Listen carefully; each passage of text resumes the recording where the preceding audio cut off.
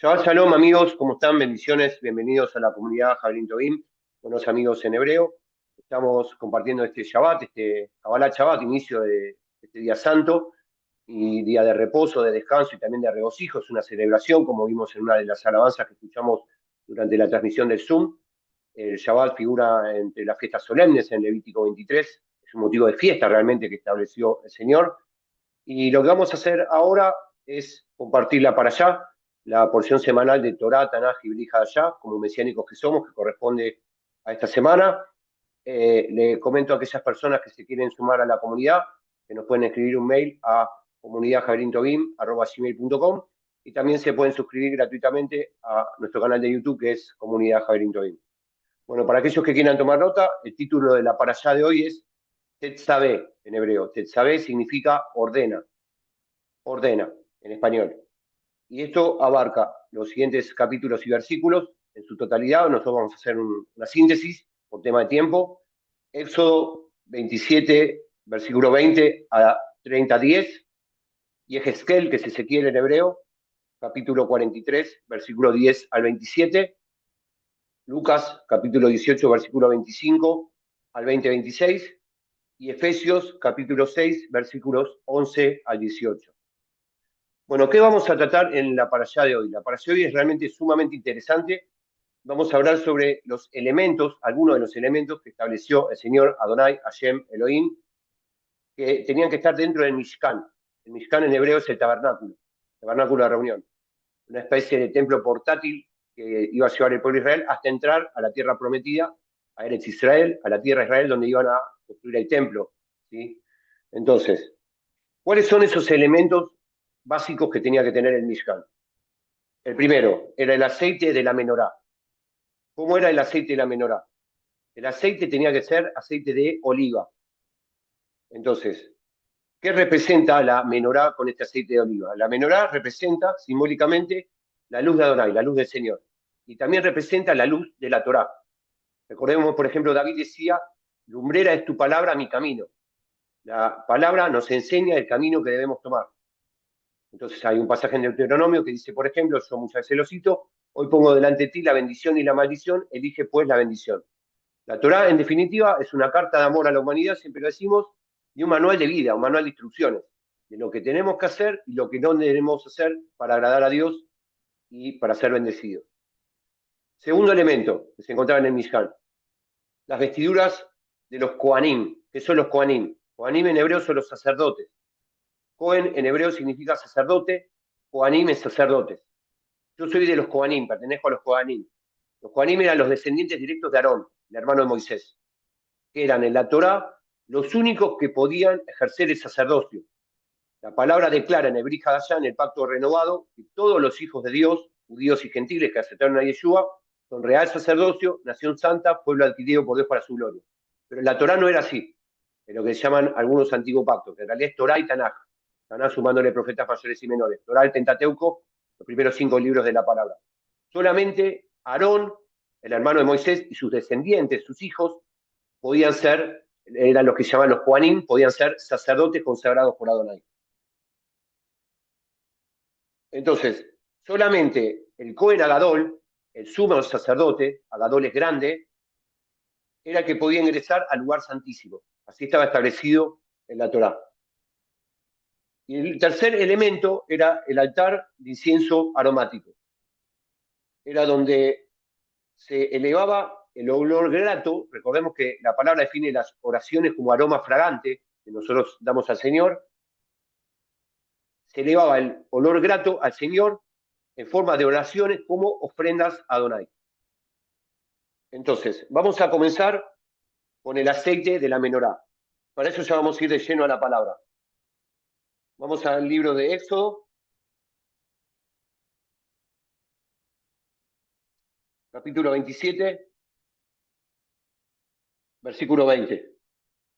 Y tú mismo ordenarás a los hijos de Israel que traigan aceite puro de olivas machacadas para el alumbrado, para hacer que la lámpara arda continuamente en la tienda de reunión, fuera del velo que está delante del testimonio. Entonces, como dijimos, el aceite tenía que ser de oliva. ¿Por qué? Porque es el aceite más puro, el más caro, el más noble. Para el Señor hay que dar lo mejor. no se podía utilizar cualquier aceite. Y eso era lo que se utilizaba para encender la luz de la llama de la menorá. ¿Cómo se obtiene el aceite de oliva? Lo que se hace es, se prensa fuertemente, y eso es un simbolismo de cuando nosotros como personas somos probados, como pasamos pruebas y tribulaciones, somos prensados. Entonces, ese dolor, ese sufrimiento, saca lo mejor de nosotros. Por eso a veces tenemos que pasar pruebas, desiertos y tribulaciones. El Señor mismo las permite, para ser probados y queremos lo mejor que hay en nosotros. ¿Qué es lo que se saca de ahí? Se saca la esencia del aceite. En el caso de la persona, cuando somos probados, se saca la esencia de la persona. Ese es uno de los motivos por el cual el Señor permite pruebas o desiertos, o tribulaciones, como acabamos de decir. Nuestra verdadera esencia, ¿cuál es? Es Dios mismo. ¿Por qué nos creó? Y nos creó a su imagen y semejanza.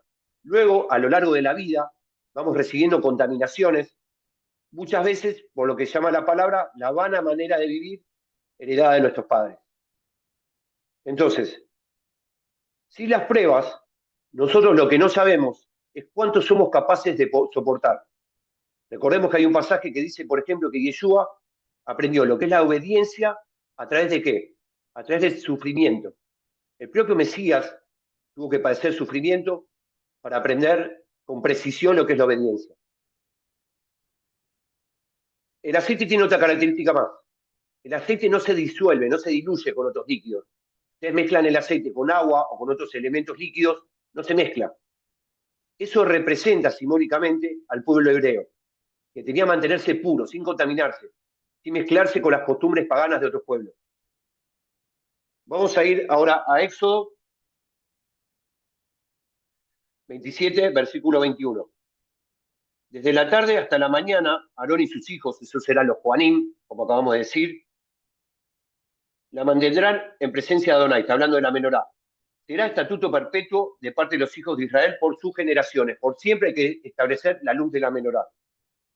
Entonces, la luz de la menorá representa, como dijimos, la luz del Señor.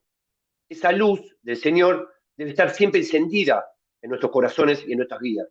Nosotros, como sacerdotes, que sí lo somos a través del Brit Hadashah, del pacto renovado, somos los encargados de mantener esa llama y esa luz siempre encendida.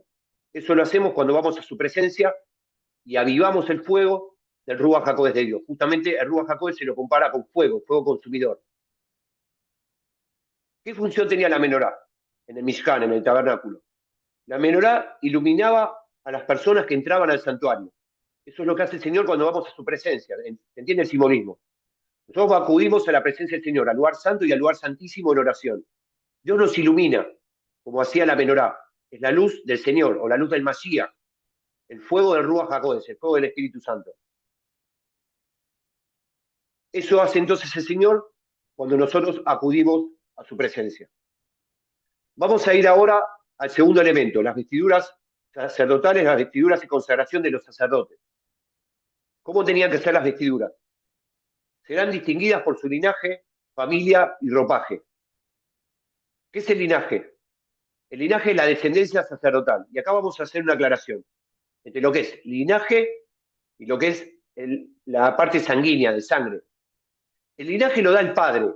Por eso dice el linaje de David, Yeshua, descendiente de toda la línea de David, descendente.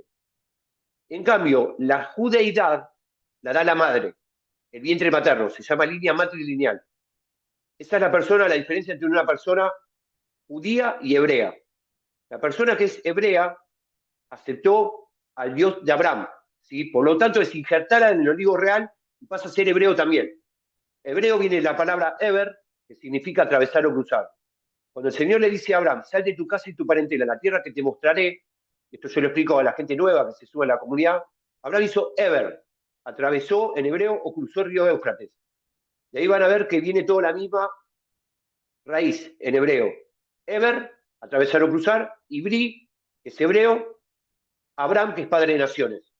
Por lo tanto, cuando los judíos y gentiles dicen nuestro padre Abraham, cuando aceptaron a Yeshua, es correcto, porque el pueblo gentil, al aceptar a Yeshua, es injertado en el olivo real, que es el pueblo hebreo. Por lo tanto, también son hebreos. Lo que no son es judíos, porque la judeidad lo da el vientre materno. La línea materna, como dijimos, es la línea matrilineal. El linaje lo da el padre. La parte sanguínea la da la madre. Se está conectando Amanda. Le vamos a dar la bienvenida. Amanda en Chile. Bien. Aarón tenía la responsabilidad y el honor, por ser de los Coanim, el Cohen, sacerdote, de tener justamente el trabajo sacerdotal, de oficio para el Señor, de servicio. Y como dijimos, en la Torá, solo Aarón y sus descendientes podían ser sacerdotes. Eso es la Torá, lo que se llama los Coanim. Yo, por la gracia del Señor, soy de los Coanim. Entonces, soy de la parte de sacerdote por descendencia directa de Aarón. Vamos a ir a Éxodo, capítulo 28, versículo 2. Éxodo 28, 2. Harás vestiduras sagradas para tu hermano Aarón, para honra y esplendor. ¿Cómo tenían que ser las vestiduras? Que sean de honra, de esplendor, lo mejor para el Señor. El Señor merece honra, el Señor merece lo mejor para Él. Por eso las vestiduras sacerdotales eran de, como dijimos, honra y esplendor. Vamos a Éxodo 28, versículo 4. Estamos hablando de las vestiduras sacerdotales. Y estas son las vestiduras que harán el pectoral, el efod, el manto y la túnica bordada, el turbante, que es la mitra, la kipá, ahora vamos a hablar de eso, y el cinturón. Hará vestiduras sagradas para Aarón y para sus hijos, para que me sirvan en el sacerdocio. Vamos a detallarnos acá en el turbante o la mitra, que es simbólicamente la kipá, como se la mencionaba en la Torá. Entonces, ¿qué es el turbante? Es lo que se lleva la kipá. Yo acá tengo la mía, acá voy a mostrar una kipá. Si se va puesta en la cabeza, yo acá tengo la mía puesta. ¿Sí? Eso simboliza que hasta aquí llegamos nosotros. De aquí para arriba es Dios. Estamos sujetos a la voluntad del Señor. El que manda es Él. El catolicismo copió estos elementos. Y, por ejemplo, el cura lo utiliza en la misa. Usa un turbante. ¿Sí? También se utiliza una estola. La estola representa simbólicamente una copia de lo que es el talit. Y lo que es el jalá es la hostia, y el vino que toman representa el kiddush. Decimos hoy el cáliz del vino. Miren cómo el enemigo transformó estos elementos. Son elementos símbolos judaicos, exclusivamente, establecidos por el Señor en la Torá. Lo más importante, entonces, es para destacar que la misa católica no es nada más y nada menos que una tergiversación del Kabbalah Shabbat judío. Miren cómo el enemigo transforma la verdad en copias de baja calidad. La Kipá nos recuerda, como dijimos, que el Señor está por encima de nosotros. Hasta aquí llegamos nosotros. Ahora, muchas veces a mí me preguntan si una persona no judía puede utilizar la kipá, por ejemplo. Mi respuesta, desde mi discernimiento, es que sí, porque son real sacerdocio, según el Brihaya. Y estas son vestiduras sacerdotales para los sacerdotes. Entonces, si son real sacerdocio, nación santa, pueblo adquirido por Dios por su gloria, pueden usar las vestiduras sacerdotales. Lo que sí es fundamental que sepan cómo se utilizan, dónde, cómo, cuándo y por qué. Porque si no estamos ofendiendo al pueblo judío que conoce desde siempre la Torá. ¿Sí? Bien. Vamos a ver justamente hablando de los sacerdotes. Isaías 61:6. Isaías 61:6 dice, y vosotros seréis llamados sacerdotes de Adonai, ministros de nuestro Dios. Seréis llamados, comeréis las riquezas de las naciones y con su gloria seréis sublimes. Primera de Pedro, capítulo 2, versículo 9. El versículo que dijimos recién. Mas vosotros sois linaje escogido, real sacerdocio, nación santa, pueblo adquirido por Dios para que anunciéis la virtud de aquel que los llamó de las tinieblas a su luz admirable. Vamos a Éxodo 29.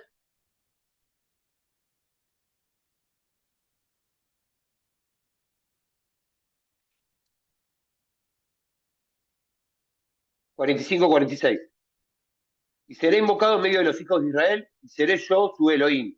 Y ellos conocerán que yo soy Adonai, su Elohim, que los saqué de la tierra de Egipto, para ser invocado por ellos y ser su Elohim.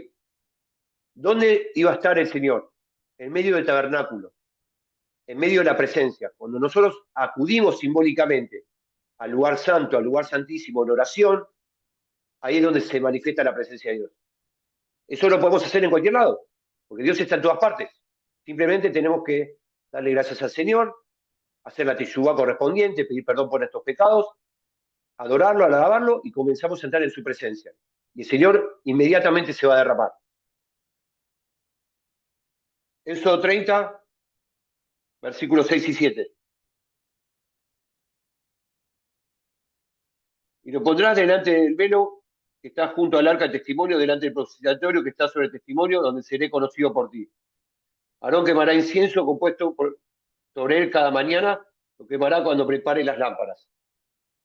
Este es el altar del incienso, donde llega el aroma fragante de las oraciones. ¿Dónde va a encontrar el Señor con nosotros? Ahí lo dice, en el lugar santísimo.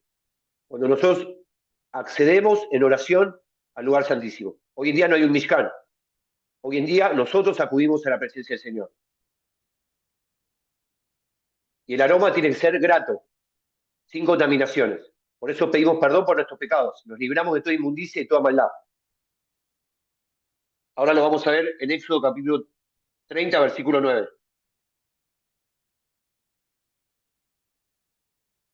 No ofreceréis sobre mí incienso extraño, ni holocaustos, ni ofrenda vegetal, ni tampoco derramaréis libación sobre él. Nada de impurezas. Nos despojamos de todo pecado pidiendo perdón, haciendo la teshuvá correspondiente. Y así es como purificamos nuestro templo y entramos a la presencia del Señor. Vamos a ir ahora al libro de Ezequiel, capítulo 43, versículo 11. Hablando de lo que es la teshuvá, el arrepentimiento y vuelta al camino correcto que siempre mencionamos. Y si se avergüenzan de todo lo que han hecho, hazle entender la forma de la casa, de sus salidas y sus entradas, todas sus descripciones, todas sus configuraciones y todas sus leyes. Descríbela delante de sus ojos para que guarden todos sus reglamentos y los pongan por obra. ¿Cuál es el concepto entonces de teshuvá que vemos una vez más aquí, en este caso, a través del libro de Ezequiel? Primero, arrepentimiento, vuelta al camino correcto. Segundo, respetar las reglas, lo que es la Torá. No he venido a abolir la ley, sino a cumplirla, dijo Yeshua. Y el tercero, y más importante, la acción, ponerlo por obra. De eso está hablando este pasaje. Para cerrar, vamos a ir al Brit Hadashah, al pacto renovado. Vamos a ir al libro de Lucas, capítulo 19, versículos 45 al 48, y vamos a ver un momento que Yeshua habla de la purificación del templo, cuando fue invadido como cueva de ladrones. Lucas 19, versículos 45 al 48. Yeshua en el templo dice, y entrando en el templo comenzó a echar fuera a los que estaban vendiendo, diciéndoles, está escrito, y mi casa será casa de oración, pero vosotros la hiciste una cueva de ladrones. Y enseñaba cada día en el templo, pero los principales sacerdotes y los escribas y los más prominentes del pueblo procuraban destruirlo. Y no hallaban qué hacer porque todo el pueblo estaba pendiente de él, escuchándolo. El templo es sagrado. Nosotros somos templo de Ruach HaKodesh, somos templo del Espíritu Santo. Lo que tenemos que hacer es purificarnos. Lo que hizo Yeshua fue, en la acción, sacar a estos hombres que la transformaron en una cueva de ladrones. Purificó el templo. Esa es una gran enseñanza para todos nosotros. Amigos, estos son entonces los elementos más importantes del Mishkan. Yo creo que nos acaba de hablar a todos nosotros desde el simbolismo. Espero que hayan disfrutado de esta enseñanza. Para todos aquellos que quieran sumarse a la comunidad Javelin Tobin, pueden escribir un mail a comunidadjavelintobin@gmail.com. También se pueden suscribir a nuestro canal de YouTube gratuitamente, que es Comunidad Javelin Tobin. Nos vemos, si Dios quiere, en la próxima. Shabbat Shalom Nekulam, Shabbat Shalom para todos. Toda Rabá, muchas gracias. A los integrantes de Zoom nos desconectamos 5 minutitos de Zoom y volvemos a conectarnos con el mismo link. Gracias, bendiciones, ya volvemos.